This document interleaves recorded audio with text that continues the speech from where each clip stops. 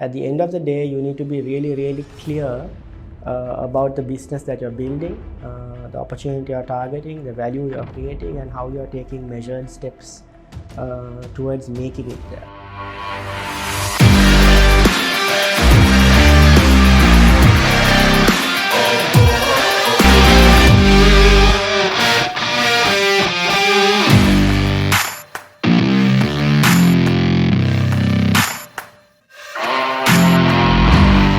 Hi everyone, this is Musab Nalir from Entrepreneur Wired, and with me I have a really great individual, Ahmad Irfan, who loves to interact with human insights, with technology, and also loves to play around with business model. Just to give a small background about him, he had been working for over 20 years or 2 decades in multiple industries, starting off with advertising, going on to communications, telecommunications, manufacturing, and right now human design thinking and technology. Let's welcome Ahmad Irfan. Thank you, Musab. It's a pleasure to be here. Pleasure to have you also, Irfan. Thank you for accepting our invitation and going to inspire a lot of entrepreneurs with us. So, Irfan, just before we start anything, I was just doing a small research, a background about you, knowing you for a while, but then again thought just to formalize things. Yeah. I found something very witty on your LinkedIn profile, which is you know 4 languages: English, Sinhala, Tamil, common sense. Yeah. Okay. Just want to know what the common sense meant over there before we start. Yeah, I think interesting observation, Musab. The common sense is essentially, for me, lacking in a lot of instances. So what I meant by that is, we all know that the written or verbal communication is less than 3% of all forms of communication, right? So there's that much that you can communicate using words, expressions, or sounds, or symbols. I think common sense is all about being able to understand what's happening around you, listening to understand instead of listening to react, Okay. and then keeping things really simple instead of, as human beings, we tend to overcomplicate everything around us. And common sense, therefore, to me, is the ability to understand what's happening around you, simplify it, and then take simple, pragmatic decisions, which is sadly lacking, in a lot of people and a lot of organizations. So I put it down as a language because if we could, any language needs to be learned, developed, and applied. So if we can learn, develop, and apply common sense, I think as human beings we'll all benefit much more. For sure. I think I should learn that too. Lacking it a lot. I'm still learning. I said it, but I'm no expert. I think we learn. Something I always say, in technology senses, we're always beta, right? Always beta means you're never done. You're constantly evolving. Correct. And in that sense, common sense plays a large role. For sure. So Irfan, just a question that I feel personally that I wanted to ask. I would love to be an entrepreneur. I'm thinking I will be an entrepreneur one day soon. But when in conversation with most of aspiring entrepreneurs and also certain entrepreneurs right now in the market, they tend to think that you have to innovate, you have to disrupt a specific industry to become an entrepreneur. So you being an innovator or talking about innovation, entrepreneurship, what is your take on that? Well, I think innovation and entrepreneurship is unnecessarily glorified. I think everyone's an entrepreneur. So there's a distinct difference between the two as well. So I think everyone's an entrepreneur. Even if you're working in a large corporation or organization today, it was a vision of an entrepreneur a couple of years ago that set that organization up. And the fact that organization is in business today is because it continued to evolve. And someone at the top is continuing to see opportunity and pivot towards that opportunity. Then that's essentially what an entrepreneur does. An entrepreneur is someone who sees opportunity and has the ability to create value out of that opportunity. So everyone's an entrepreneur, and everything started with an entrepreneur. It's hard to say that nothing started without an entrepreneur. So I think it's a fallacy to assume that you need to be young, you need to have money, you need to be experienced. An entrepreneurship can start with an idea and solving a really, really powerful problem. Innovation is either doing something old in a new way or doing something completely new.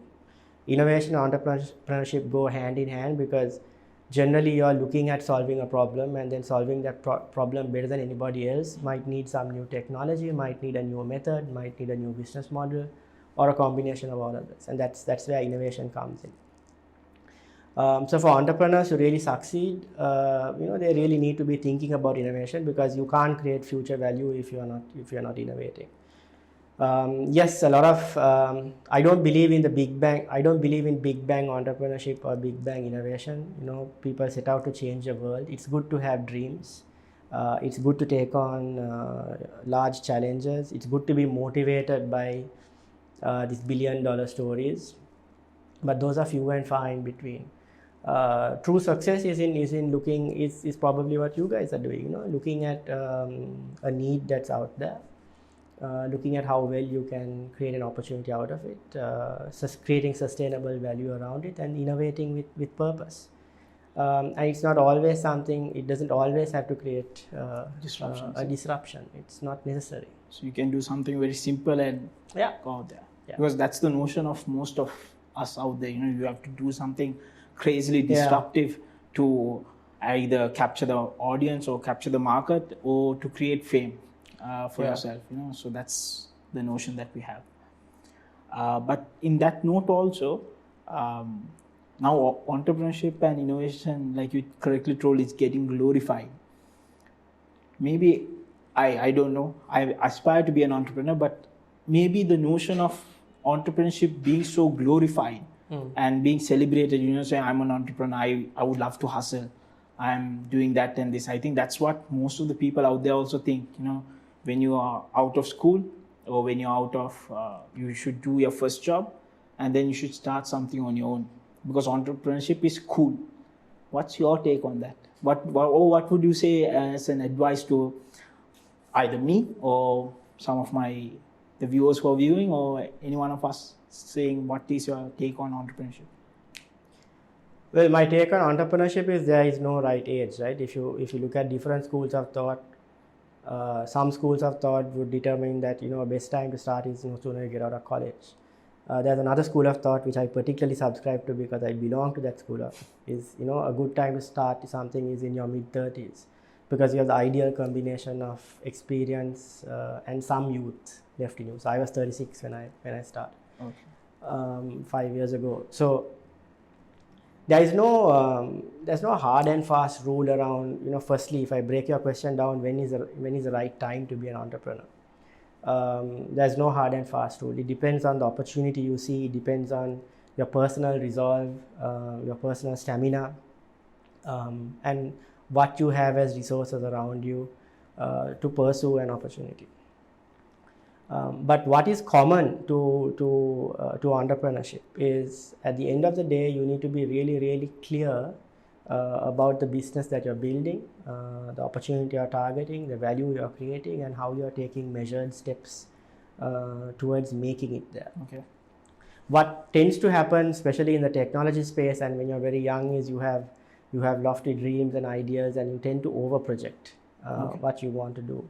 When you're slightly older, you tend to under-project because you're risk-averse. So it's about managing that. So in terms of timing and aspiration, it's very important to first understand what entrepreneurship really involves. Whatever age you are, it involves committing. It's an idea that you're committing to. So what does it take to make that idea a reality? How do you scope that idea? How do you validate that idea? How do you validate a business model and a business case, right? And then how do you iterate towards making that product viable? So whether you're 19 years old or 35 years old, what you will first have to do is commit to an idea. And that takes a lot of faith. Once you commit to an idea, you'll have to have the right resources to make that idea a reality. So that takes, again, a lot of faith and a lot of belief and a huge network of support, whether it's moral, whether it's financial, whether it's some form of support. The other thing that the entrepreneurs will really need is a lot of stamina, because a lot of things go wrong. You'll have to constantly pivot. You have to constantly recheck what you're doing. You will find a lot of forces against you, especially in developing markets like Sri Lanka. we tend to value the wrong things. We tend to value the companies we come from and the names we are attached to, and so when you're especially starting small, you don't have social capital per se. So social capital is where you're coming from, a name behind you or a company you work for. So when you start building something from ground up, you won't have that kind of assets that you could leverage. So you will need to have a lot of stamina, a lot of wherewithal to see it through. But I think the most defining characteristic of an entrepreneur, and if someone is really looking at getting into entrepreneurship, is the value of basically foresight or vision. You need to be able to project where you want to go to. It might not be right when you start. It might be somewhat off track. But the point is you project where you want to get to, and then you iterate towards that and never lose sight of where you want to get to. And as long as you're sure of that and you have the right resources in the backing to get there, then you start. Okay. So just taking off certain points and recalling a few previous interactions with you. You started 6 to 7 years ago on the journey of IQ, and quitting a well-established job in the corporate world, leaving everything out. You decided to form something from scratch, and if I'm not mistaken, at that time it was something very new to the market, or I think Sri Lanka is just starting to think around the idea of design thinking and business design and structuring. That's the first part of the question. Second, I think we can answer the second part and then come to the first part. The second part is, I recall one of your talk shows sometime back, where how you hired people, or how you formed the partnership before forming IQ. It's about identifying people almost years prior to the person or individual you are. This is with regard to the partnership aspect that you told. And then getting them on board to a project, or seeing the journey through how they're going to come up with you, and then partnering with them and launching something. So I think I also keep saying people, I see something, after that talk, I see them, I say, there's something, I don't think it will work now, but when the time comes, we'll work together. I have, of course, told that to a few people right now, whom I see value, that's after your talk. But I am curious to know right now, why you think that part helps for a strong relationship or a partnership, and then you can tell to us a bit about the business design, why business design and IQ. So basically, Musab, you're asking me the value of relationships, right, and how that contributes to what I do. Yeah. So if you look at any business, right, whether it's a product or a service, it's built on people. And I know a lot of people say this, but a lot of companies only pay lip service to it. If you look at the current crisis and how large companies, especially large companies, have treated their people, what they say versus what they do when it comes to people, there's a huge gap, right? Maybe it's easier for us, but at IQ, forget IQ, my personal philosophy has always been, it's the dream first, it's the team second, and it's me last, or the person last. So when you're committing to an idea and you're setting out to do something new, that sense of shared purpose is very, very important. I knew I wanted to do something like IQ when I was 25, 10 years before that. I knew I was working in advertising at that time. Okay. I knew that the future of advertising was very short-lived in its current form. I didn't believe in the industry and the future of that industry. Okay. I think it's come to pass right now. The industry is definitely challenged. But what I did believe in that industry was, advertising and research are two industries that get you to understand the core of a human being. It both operate from a point of human insight. And I knew that was something that was never going to change. How do you really understand how a person behaves, why a person behaves that way, what makes a person tick? The value of a human insight is what a good idea or campaign is built on. So the power of I realized very early onwards that the power of an insight and an idea would never go away. But I needed to be able to couple that up with technology and strategy at that time. You know, I didn't really know about business models. So from the time I was about 25, I think what I told you was I started collecting people. Yes, correct. Collecting people. So I started collecting people. Collecting people in the sense, okay, now who would be really, really good with design and consumer insight? Who would be good at articulating that? Who would be then good at connecting that to technology? And who can give me a really good technology roadmap based on that? Who can connect that to data science? And then who can connect that to, you know, so today IQ is made up of 48 people right now. But it was formed with 16 people that I collected over the years. When I say collect, I don't own them. They are also partners at IQ. Sure. But essentially we came together because throughout the years then we had the same conversation, we shared the same dreams, we shared the same thoughts, and we said, you know, why when we started IQ, we said we come together for 1 year, put in everything that we have and see if it works. And that's where we are 6 years later. Wow. So the 16 has now grown to 48, and we still operate on the same principles of wanting to take, you know, this whole concept of design thinking forward. So now coming back to the latter half of your question, you know, what is design thinking? Yeah. We didn't know it then. I don't think we know it now either. But you know, like I said, if everything starts with and ends with a human being, right? Correct. It always starts with a person, it ends with a person. Anything, even a pandemic starts and ends with a person. For sure. Right? So it's really important to be able to connect a human idea, human-centric insight with what you're doing.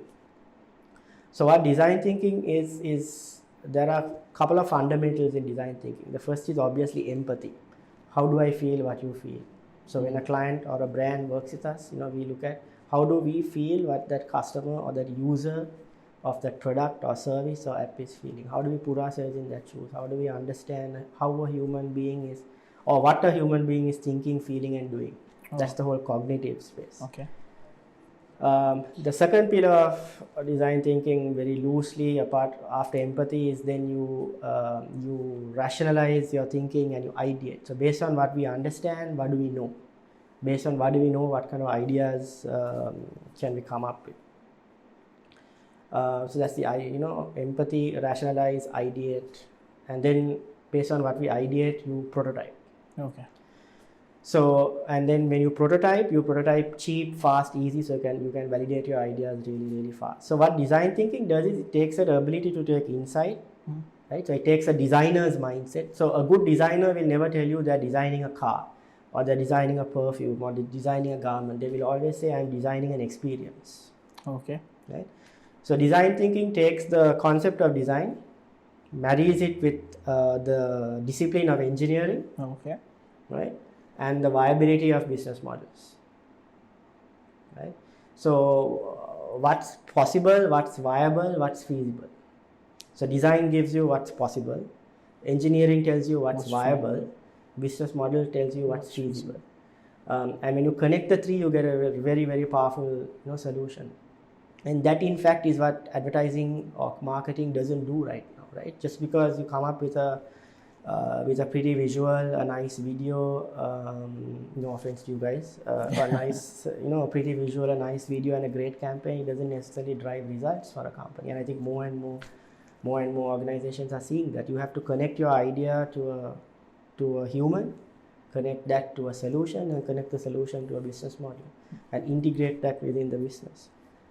So we are heavily influenced by IDEO, which is technically the company that started this whole concept of design thinking.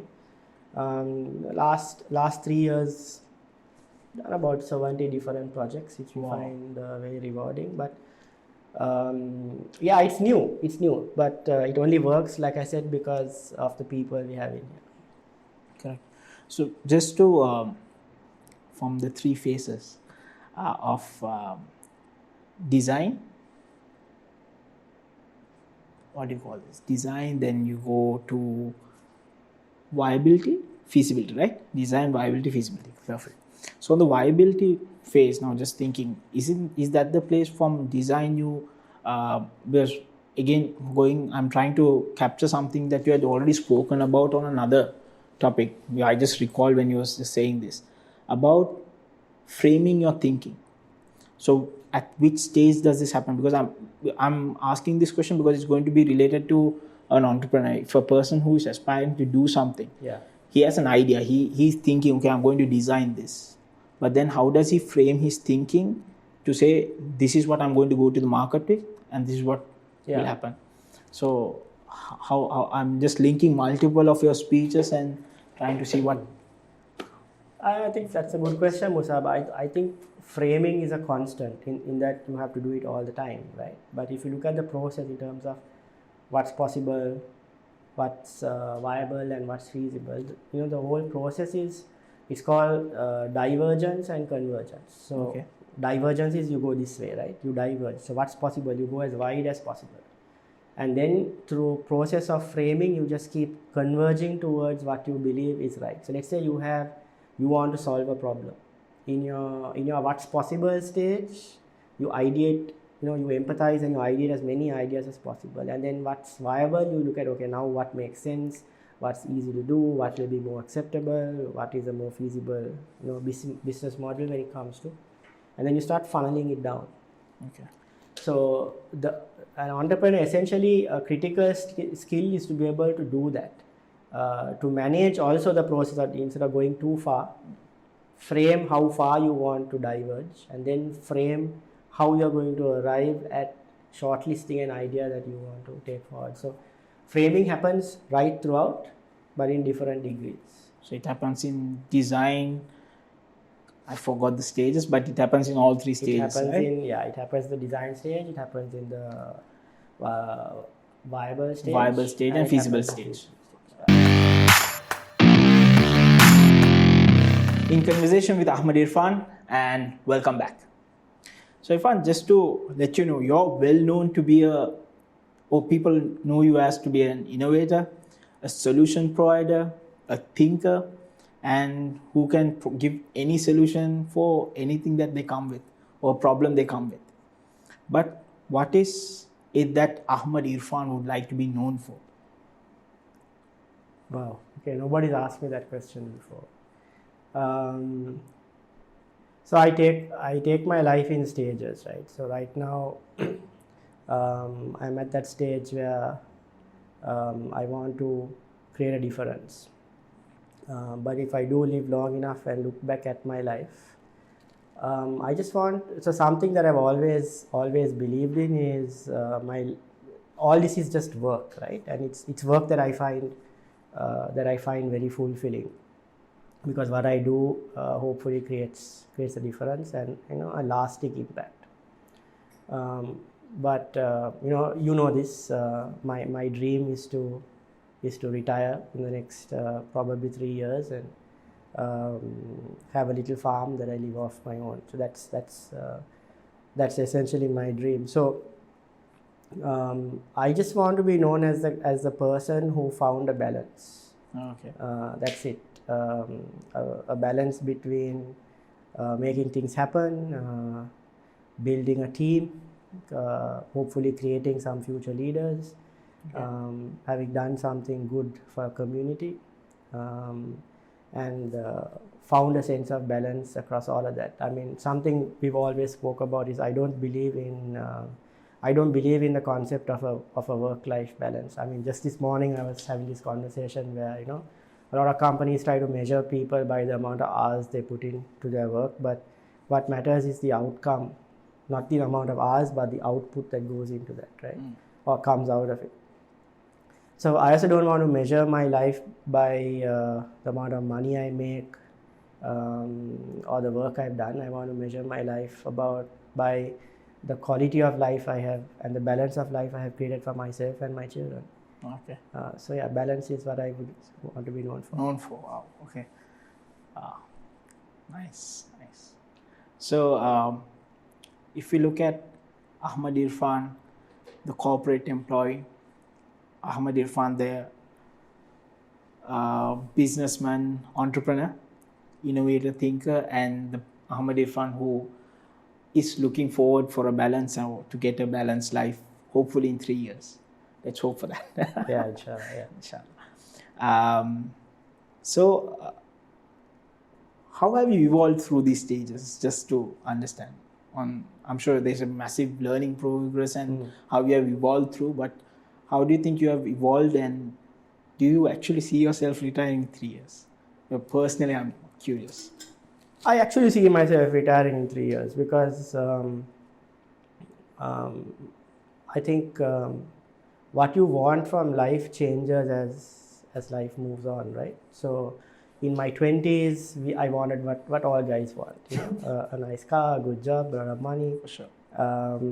And then, you know, I was blessed to become a father quite young, so then, you know, having kids and all that changed. But I think if I look at the evolution of being an employee versus an entrepreneur, I wouldn't trade the journey of being an entrepreneur anytime, you know. Being an employee is great. It gives you a sense of security. It gives you comfort. If you work for the right company, you can go places. But being an entrepreneur gives you, you know, this sense of it's dangerous. It's unpredictable. You're on your own. You know, I still remember, you know, the company I used to work for was a very large company, right? It's probably the largest company in Sri Lanka. When I used to call people and say, I'm Irfan from so and such a company, there's immediate recognition at the other end of the line. I left and became an entrepreneur and said, I'm Irfan from my own company. I had to first explain who I was again. Oh. So when you make that journey, you have to, you know, what I learned was that when you're an employee, you are built on somebody else. When you are an entrepreneur or when you're on your own, you build yourself. Now I'm known as me, as what I've done and the company I've built and the people I work with and the work I've done. And that is far more rewarding or fulfilling than being known by some other company or somebody else's dream. So that's a favorite saying, right? If you don't build your dream, somebody else will hire you to build theirs. I think that's very true. Okay. So I have another question on that, but before that, what would Ahmad Irfan, the entrepreneur, say to the Ahmad Irfan at the corporate world? What would you give an advice if you had that opportunity to go back in time? Do it faster. Get out faster. Okay. So that leads me to the next question. In the corporate world, okay, including myself, like I told you, aspiring to be an entrepreneur, don't know how it's going to be there, but you want to try out new things. You do a lot of side hustles. Side hustles means certain out of the work, you work your weekends on different projects. You try to make some money. You try to group up with friends and do some work that you will either build your brand or make some money, or see where it takes. Does it build your social recognition? So when people are working on that while being in a corporate office, what would your advice be to those kind of entrepreneurial mindset individuals? Yeah. So I think there's two aspects to that. Question, Musab, right? And I want to link it back to what you asked earlier also. If you break down the concept of entrepreneurship, it's about continuously building your business, right? It's about continuously trying new things and looking at continuously creating value. So whether you're an established company or an entrepreneur, it doesn't really change. Okay. And what I find right now in this pandemic-driven era is that a lot of businesses have suddenly realized that they can't afford to be comfortable anymore, and they need to be more entrepreneurial. They forgot the fact that they started on an entrepreneurial dream. 5-10 years down the line, they came to somewhere very comfortable, and it just became success was business as usual. So right now, success is not business as usual. And even established companies have to go back to hustling, trying new things, looking for new markets, trying to make new products, pivoting, which are things that traditionally startups or entrepreneurs do. Even established companies finding themselves to do it. So which is why I never believed in this concept of a startup. It's a business. Yes, there's a ramp up period, but from that point onwards, you continue to grow, you continue to invest, you continue to create value. So I think everyone today is placed at a point of entrepreneurship. Oh, okay. Whether you're a large enterprise, a small enterprise, or an individual. So and that's an interesting place to be. Now coming back to your specific question, so is there space? I think again, first question is there space therefore for someone to be an entrepreneur while working in an organization and have a side hustle? I think any forward-thinking company should encourage it, as long as it doesn't compete with the core. I mean, there is an ethical and a moral side to it, right? So as long as you're not competing with the core business of that company, as long as it doesn't impede with what you're supposed to deliver, I think every employee should have a side hustle. I encourage it in my company, because what that does is it sharpens your entrepreneurial ability, which you also then use in your regular work. But it needs to be moderated, but it also needs to be encouraged. So I think anyone should have a side hustle, because it makes them better overall. Okay, nice. Well, that's great to hear as an employee of an organization, as well as a person who's aspiring to do different things. But if at the same time, just to put you in a hot seat, because I'm sure people will be watching this, what would you advise organizations, or I'm sure you already answered this saying that they should encourage this, but there are certain organizations that's very tight-fisted, saying that no, you can't have anything apart from your work space. So that type of organization, and if there's an individual working in that, but he sees that he can do something better, of course not being any of conflict of business or anything, what would you advise before that individual?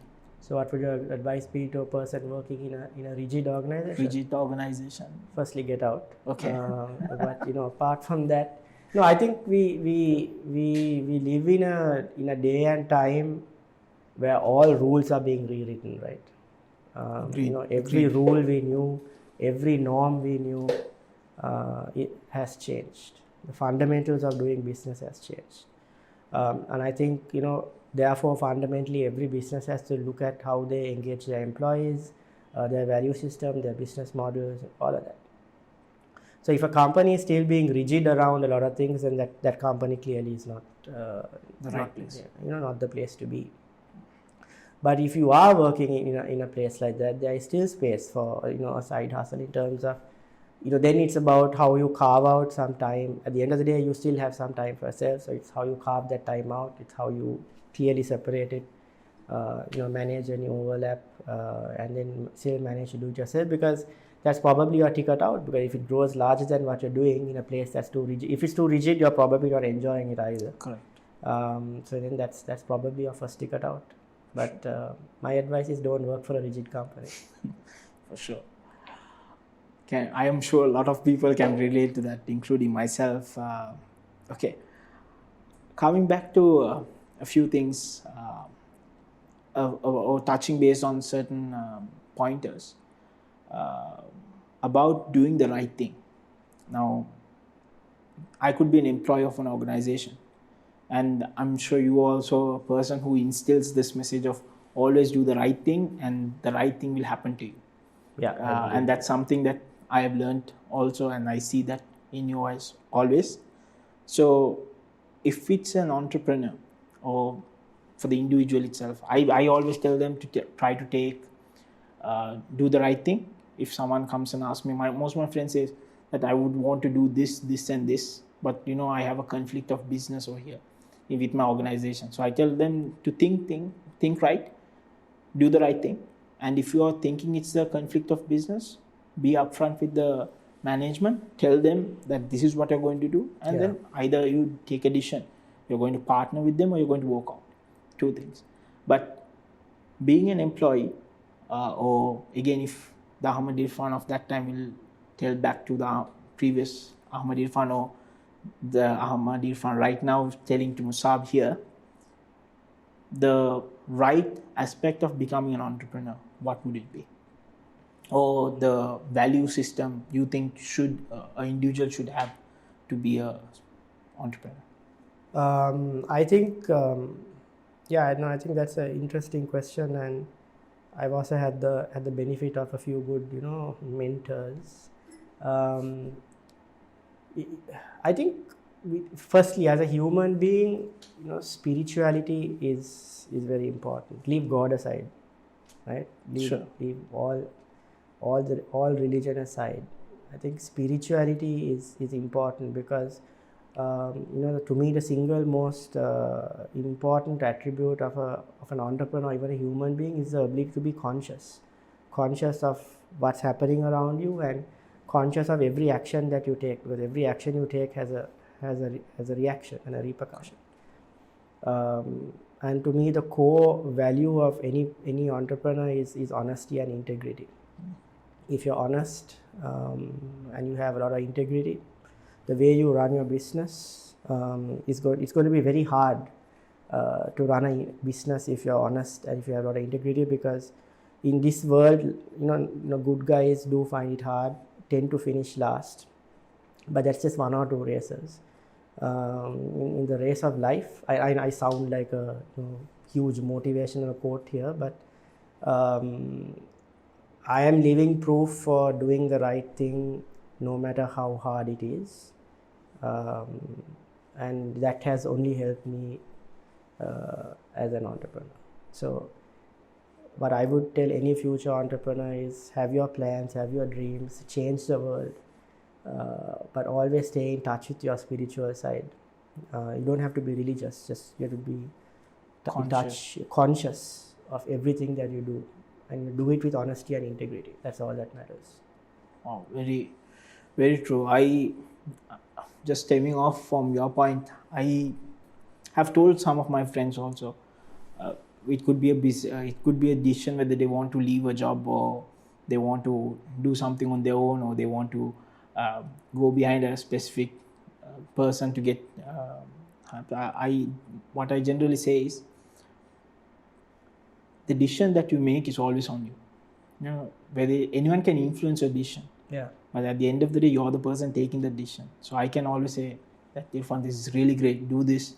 But once you take the decision, I can say, yeah, of course I told you, but you decided to take the decision. So like you correctly told, that when you're being conscious whether you're doing the right thing, or what are the repercussions you're going to live with, you're going to do according to you, you're going to be doing the right thing.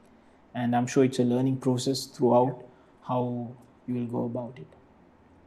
And also stemming onto a very specific point that you mentioned in terms of mentors. Just that word I want to go, I think I might take this conversation now towards that side, because I believe that's more on towards entrepreneurship also. Youngsters these days look for mentors. It could be in entrepreneurship, it could be in workplace. We look forward to having the right mentors. How do you think one should choose a right mentor? Yeah, no, just to be a bit snide on this, but mentors, Instagram influencers, they're all like a dime a dozen. It's for me, if someone comes and tells you I'll be your mentor, I'll mentor you, then I know that's exactly not the person to go to. Lots of people offer mentorship as a form of acquiring cheap labor also. So, it's got its pros and its cons. But a true mentor is someone who is willing to talk to you honestly, work with you on your faults, has your personal development as their intention, and the key is expects nothing in return. They want to see you doing well, because they believe in it. They believe in you, and they want nothing from it. They only want to see you pay it forward, which is do it for somebody else. Okay. That's the true quality of a mentor. And a mentor never tells you what to do. A mentor will only suggest, will only nudge, will only guide, We'll only offer an alternative point of view. We'll always leave the decision to you. Won't put. If you're looking for a mentor, one classic test you can kind of apply on a possible mentor is to look at if there is any emotional influence a mentor will exert on you. Okay. If there is emotional influence, then there is a hidden agenda. But to me, a mentor is someone who has your betterment at heart with no payback whatsoever. There's no strings attached. Absolutely. Sadly, most are manipulated. Which is why I said Instagram influencers and mentors, same boat for me. Fair enough. But some say even they are top gurus and coaches and things like that. So all those fall under the same category, right? No, I think it would be hard to generalize, Musab. There are genuinely good people out there. There are genuinely good coaches who offer mentorship and training for a living, and I think there are some really good people out there. Okay. But even if when you speak to them, you will feel it.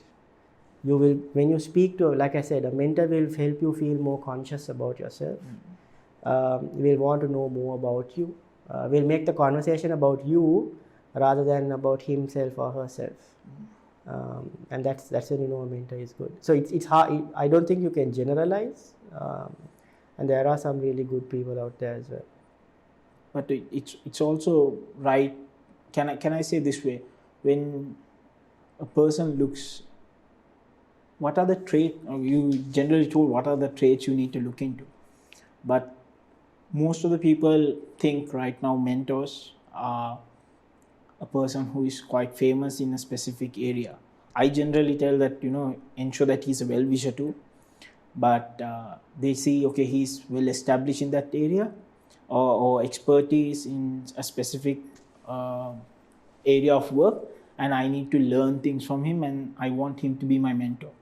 So generally people approach individuals like that, and do you think that could also be a fall towards falling into a trap, or how?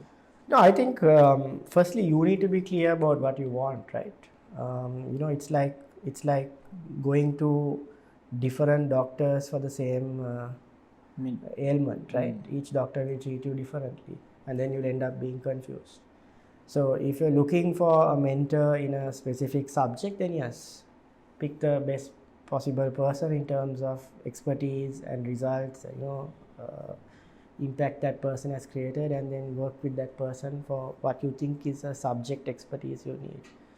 If you're looking at a mentor largely around life and work, balance, and then that's a different conversation. So I think a lot of young people turn to mentors today, but they don't know what they need, where they need to be mentors. So you need to be clear about that. I think they are also confused. Because you need to be clear about where you want to improve. I'm sure. And then look at how you speaking to too many people also ends up being confused, right? So I came up with this.